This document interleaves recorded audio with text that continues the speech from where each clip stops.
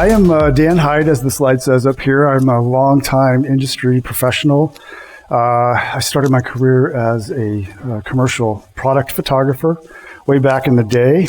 And my first foray into e-commerce was with a company called REI, the outdoor company. They hired me to shoot 8,000 products for their very first website.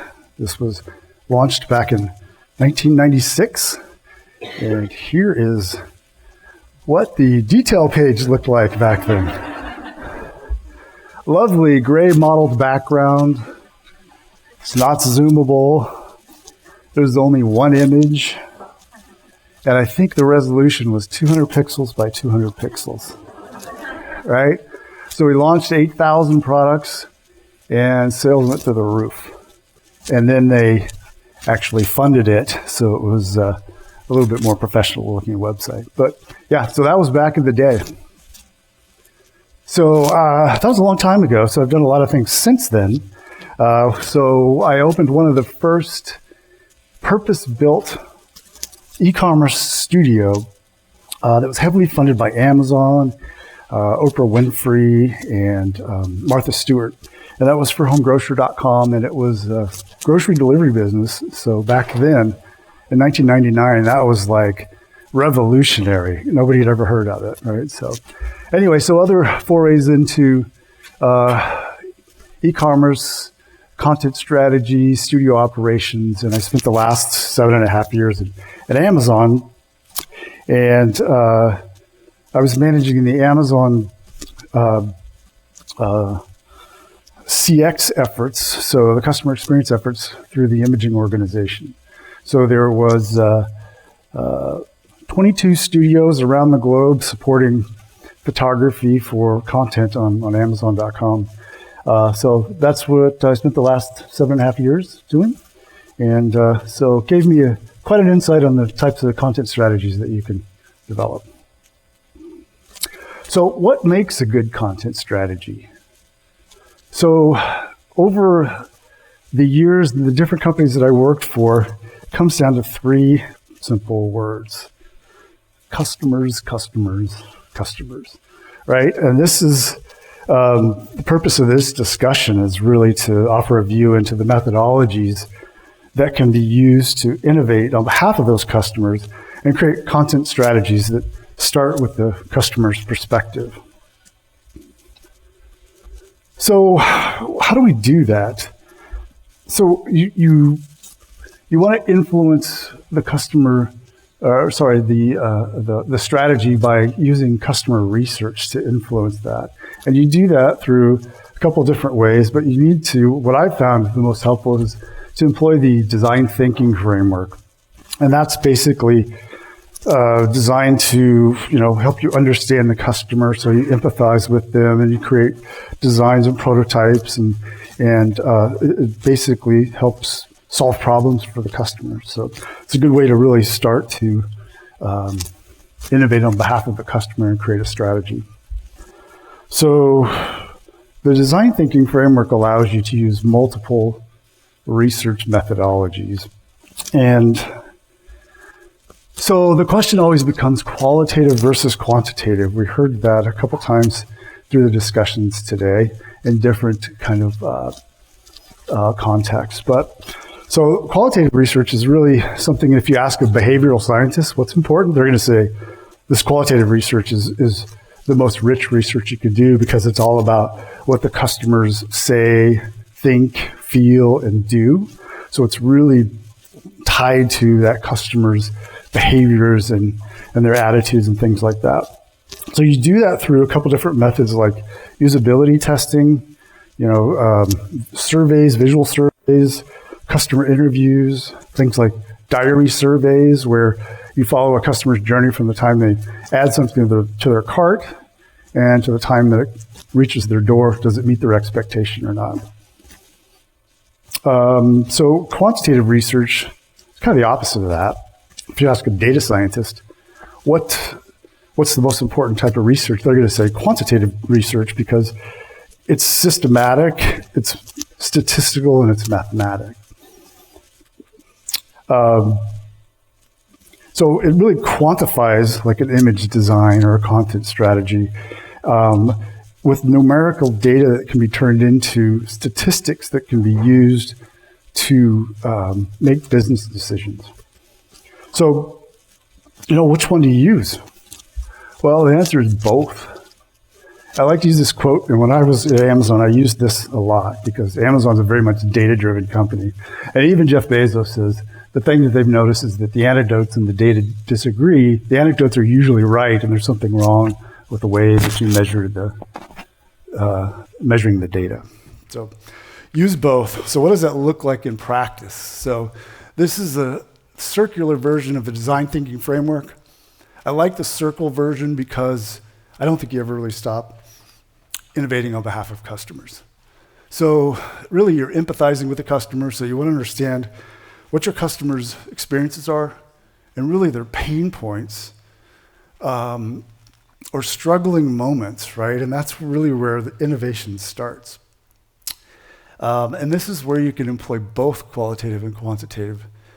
And the way you do that is you might have some data that says you have a really low converting product category, and it may be for a specific reason, or you may have high return rates or things like that. So you can kind of define where you have a problem, and then you can use the qualitative research in order to dive deeper and get customer input. So you can do things like usability testing on web pages and see, if you have the right type of images or videos or those types of things. So then when you really find out what the problems customers are having, you want to define kind of a problem statement. And that really helps you focus in on your design process. And then you take that problem statement, and this is the fun part where you get to ideate and creative brainstorming and really come up with cool ideas. And then you take those ideas and you prototype them. So you want to put them into action and create things. And then once you do that, you can put them back in front of customers. And this, again, you would employ some qualitative testing or surveys or those types of things. And that's going to help you really understand if the prototypes and the ideas that you came up with are meeting the customer needs and addressing that pain point. And at the end is you materialize through an implementation. So this is when you push everything live to a live site. And this is where you would employ the much more detailed quantitative research methods like A/B testing, pre-post analysis. And this is where you would probably need some help from your business intelligence teams or data science in order to look at what was the impact on that new design that you push out. So when you do that, so for instance, A/B testing is really the best way to do it because you're dividing your customer base into two buckets, and one sees a control, the other sees a treatment, and then you measure the difference between those two. And then hopefully you get statistical significance that tells you that what you did was the right thing. So when I started at Amazon, which is a data-driven company, the most customer-centric company in the world, and the studios didn't have access to customers. So, how are they going to get to the customer to get some of that rich qualitative research? And there's all of these third-party companies out there, so they're democratizing research. And there's a whole bunch more than this, but this is just a few I wanted to put up here. So UserZoom and user testing are two that I'm really familiar with, and they have really nice platforms that you can set up testing. They will source the participants that you want to target. So for instance, if you're looking for women between the ages of 18 and 34 that have purchased athletic shoes in the last 6 months, they can source those people for you to test. So it really helps you focus. UserZoom has a multi-method research platform. They allow you to do usability testing, and this is all recorded remote usability testing, so you don't need a lab or anything. Basically, it's done through their API. And it allows you to record the sessions. So at the end of the sessions, you can create video edits and things like that you can share with leadership to prove a point about what works, what doesn't. They also do surveys, so you can do these really quick hit surveys, and push that out to 1,000 people, get feedback right away. Do you like picture A versus picture B, or is video helpful in this situation, or is it not? And they also do some other things like click testing, which is really cool, because click testing is you can put a visual experience in front of a customer, have them click on important pieces or parts or whatever, and then you create this heat map. That's also helpful. Usertesting.com is specifically usability testing. So their platform is a little bit richer in that space. So they have a great platform that helps you design tests that, again, you're recording the session and you can annotate the session where you have interesting points and things like that. And then these are just some other ones that you can do surveys with, and user interviews is a good one to find participants as well. The good thing is these two companies, User Testing and UserZoom, are competitors, but they now are under one umbrella company that just bought both of them. So in 2023, they're going to combine those efforts. I think will be a boon and really make it much easier for people to do this type of testing. So the next few slides are some real-world use cases, kind of an interesting mix of content strategies. So this first one is what not to do. So this is Hippo-based content strategy, which is the highest paid person's opinion, right? So this is, we've all been there, right? You know, it's the top dog makes the decision. So this is an example of a women's apparel retailer that I managed their e-commerce business, and they hired a new, expensive creative director to come in and help the company with branding.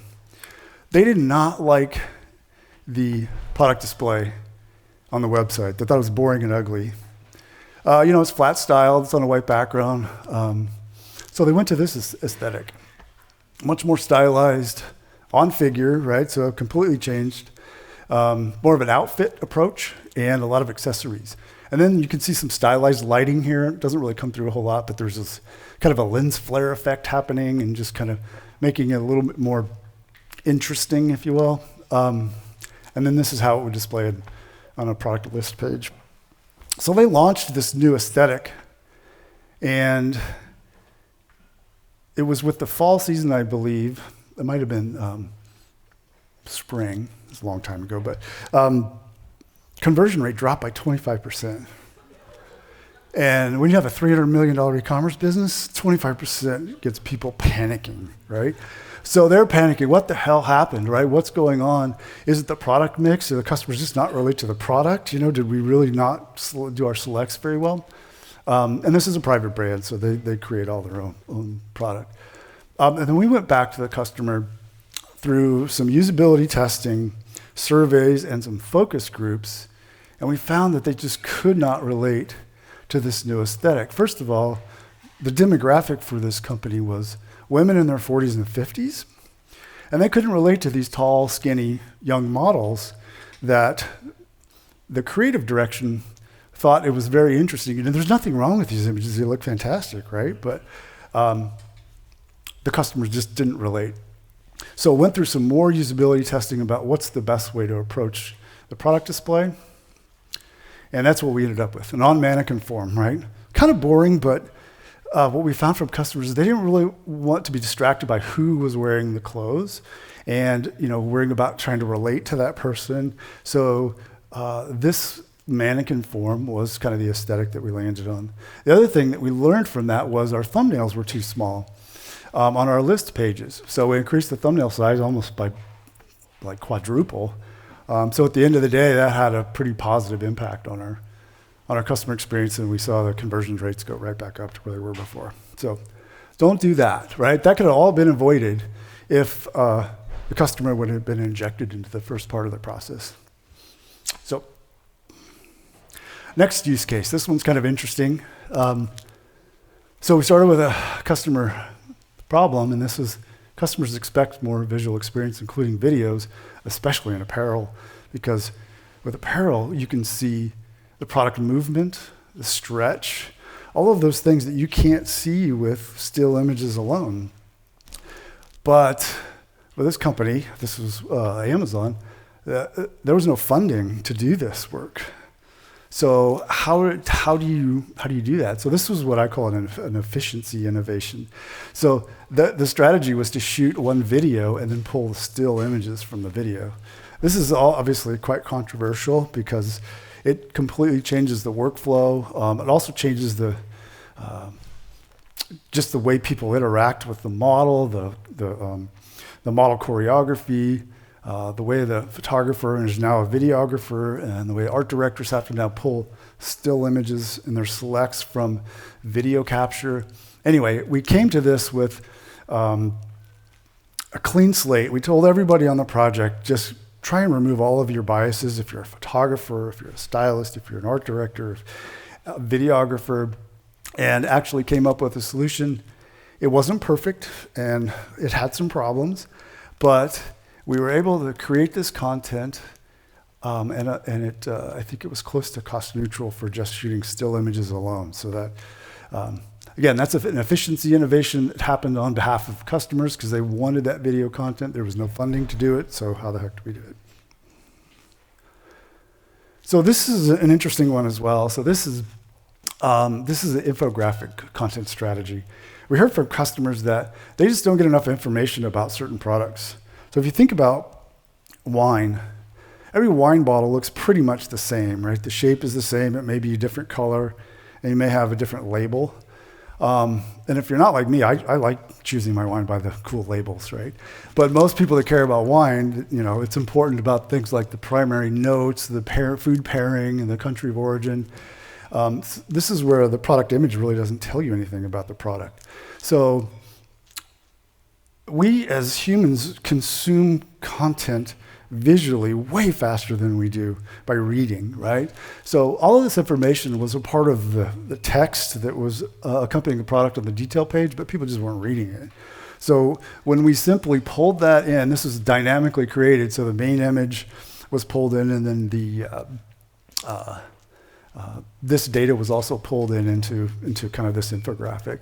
Another interesting thing here is we tried to make the infographic much more interesting by using iconography instead of just words, right? So the primary notes, instead of saying cherry, we showed a cherry in this cool graphic, right? And the same thing with the food pairing and everything. But what that did is that introduced what we call brain cycles or cognitive load, because people had to think about what is that picture. What is that, the flag in the country? A lot of people don't know what flags are around the world, right? So it made them think too much. And so when we tested with customers, they said, just give us the text, and it's really easy, and we'll see the bottle, and we'll consume that really quickly. So another example of that is skincare. Same thing. This bottle of lotion doesn't really tell you anything about the lotion. It's just a picture of it, right? So if you're using it for a confirmation image, which in this type of product category, a lot of times images are just used for confirmation. Meaning you look at this and you say, oh yeah, that's the lotion that I always buy. You add to cart, right? But it's not used to tell you anything about it.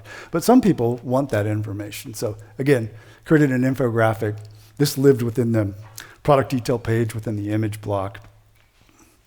So yeah, that's an example that's a little bit kind of out of the norm. You don't really think about that. And this was all driven by customers. This one is a little bit different. So this is what we call customer educational content. And this was designed for product categories where customers just don't know what they don't know. So specifically, we saw a problem with the pet category and pet apparel and harnesses, that there was this high return rate. And the return rate reason was for size. So people were buying the wrong size product for their pet. So we created this really cool little how to measure your pet video. Simple, really easy to consume. Added it to the whole category of products. So it's not one-to-one. It's what we call a one-to-many relationship, right? So you can apply that across a category. But again, it's helpful content, and all we're trying to do from a customer perspective is to give them information to help them make a purchase decision. So when they get an item and they receive it at home, it meets their expectations. Same thing with this coffee infographic. There's a lot of industry jargon about beans and roasts and and those types of things. So this could be applied to, your coffee category. We saw same thing with teas and even perfumes and things like that, where some of this type of information is helpful that can be applied to a category. The last one here is luggage scale. So we found a problem that customers were returning their luggage purchases because of the size issues. So through the research that we conducted, we found that they just didn't really know what size something was. So there was a couple different ways we could go about it. We could do a one-to-one relationship where we put dimensions on the actual piece of luggage. But we could also approach it this way, which is we have the measurement of these 4 different pieces of luggage, but we also have the how long your trip is, right? So that's a little bit novel. Everybody doesn't pack the same way, so it's a little bit squishy, but it still gives you an idea. And then we have 2 human forms there that allowed you to kind of see how big it was compared to a human, the average size human. So all of these things are, again, educational content that can be applied to a one-to-many type of aspect versus a one-to-one. So you can always do one-to-one, but sometimes this is much more cost-effective to fix the customer's problem. So, so that's basically the content strategy driven by customers. So it's really important that the customer experience, it's kind of the next, or it's right now, it's really the competitive battleground, and customers really need to be a part of that design process. And, they have more choices than ever, and they're increasingly empowered to make more informed decisions, where to spend their money. So as a result, companies that prioritize this customer experience content is really going to likely to win and retain their customers in the long term. So your content strategy should start with your customer. Use the design thinking framework to inject the customer into the design process, the content design process. Looks like we're stuck. And employ both qualitative and quantitative research methodologies to help you answer those questions about what's important to customers and get a rich set of data that's backed up by behavioral and attitudinal observations. And then provide visual solutions that address customer pain points or struggling moments, because innovation really is about addressing a pain point. So that's really important to remember, because as creatives, a lot of times we create cool stuff, but if it doesn't have a purpose, it's just cool stuff, right? So something to think about. So really, this will help you build both customer trust and loyalty over time. So what good's an idea if it remains an idea? So try, experiment, iterate, fail, try again, and change the world. Thank you. That's it.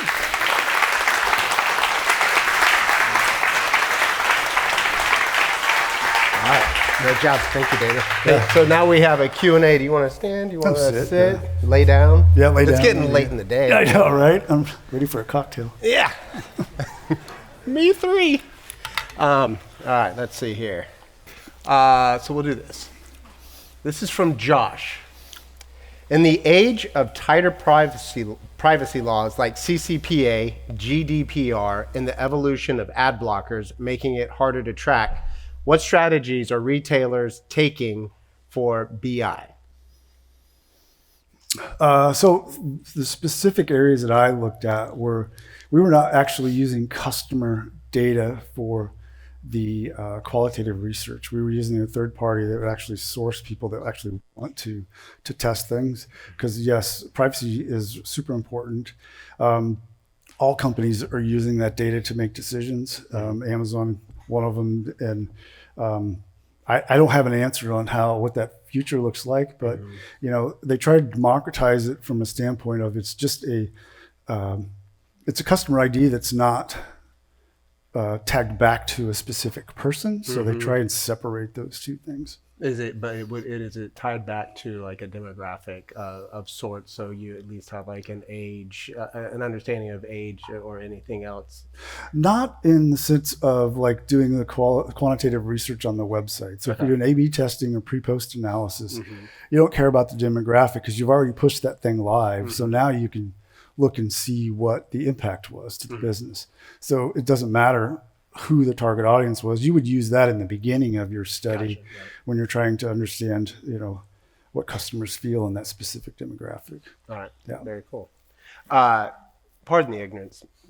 Like Amazon reviews, those aren't third party though, right? Like would that be utilized to make decisions on things? Not obviously a lot of them are tied to product specific, but like do they ever use any of the feedback or reviews to try and figure out what content needs they can? Yeah, I'm sure they mine those to find problems, things. That's not something that we use. Okay. Yeah. Okay. We primarily stuck to the CX strategy of injecting the customer into the content design process. Yeah. And then the quantitative research was used after to basically prove ROI or prove the KPI that you were looking at. And from a CX standpoint, and I'm a CX guy, so I don't really care about selling more products, right? I care about selling the right product to the right person at the right time. And that's super important because you're adding this content, not necessarily sell more product, but you want to build trust with your customers. So you may show them a KitchenAid stand mixer.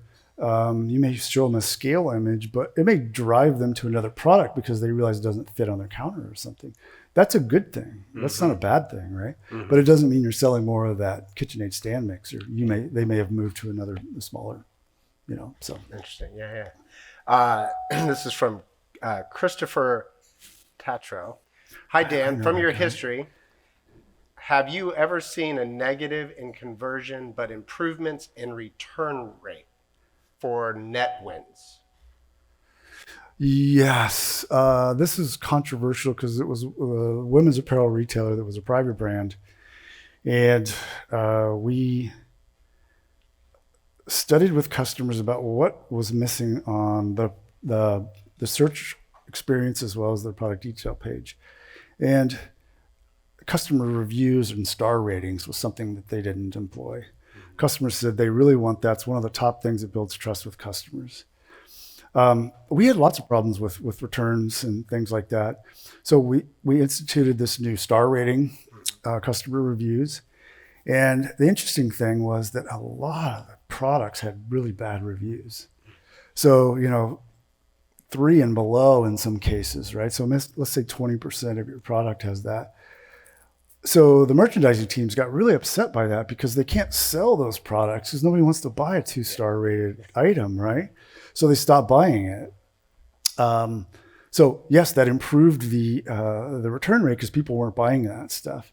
But the merchandising team was very upset because they're sitting on product that can't move.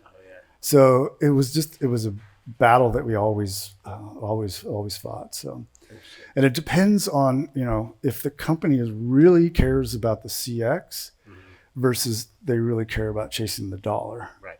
So. Right.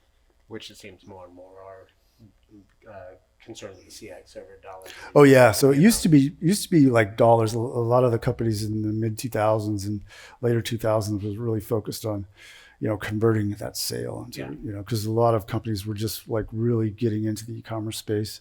But now it's really about the CX. Yeah. All right. Next question. Excuse me. How big an improvement in CVR have you seen from adding video to the PDP for apparel?